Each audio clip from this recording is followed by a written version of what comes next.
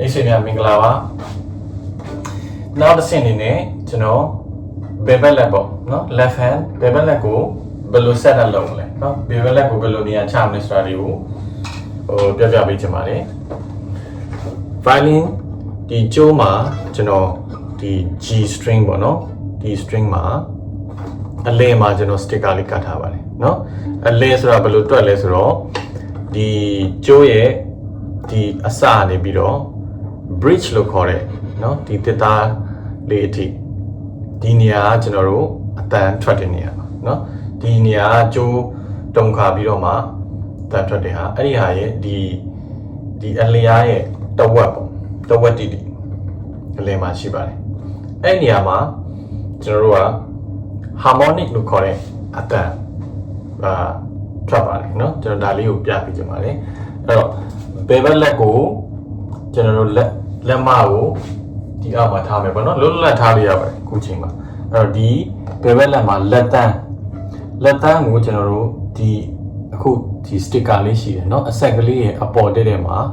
ထားမယ် G string ပေါ့เนาะ G ကျိုးမှာထားမယ်ဒါပေမဲ့မနှိပ်ချဘူးเนาะဒီလိုအောက်ဒီမနှိပ်ဖဲနဲ့ဖြည်းဖြည်းလေးပဲထိအောင်လေးပဲထိမယ်เนาะထိအောင်လေးပဲထိမယ်ကျိုးအဲ့လိုထိထားပြီးတော့ကျွန်တော်ဘိုးကိုဆွဲကြည့်မယ်เนาะ G string ကို G ကျိုးကိုဆွဲကြည့်မယ်ပေါ့เนาะ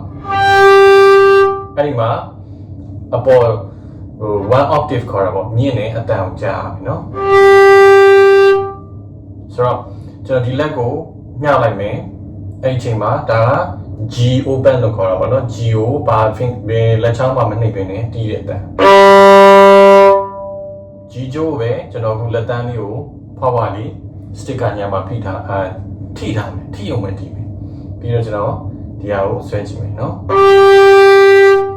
အဲ့လိုတန်လေးထွက်ရမယ်เนาะအဲ့ဒါလေးကိုခုန down bow ပေါ့ဘိုးလေးနဲ့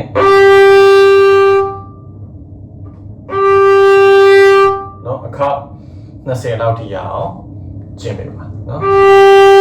ဒါဆိုရင်1ပေါ့1เนาะအဲ့လိုမျိုးကြီးပါပြီးတော့ခေါင်း20လောက်ပေါ်လောက်နိုင်တယ်ဆိုရင်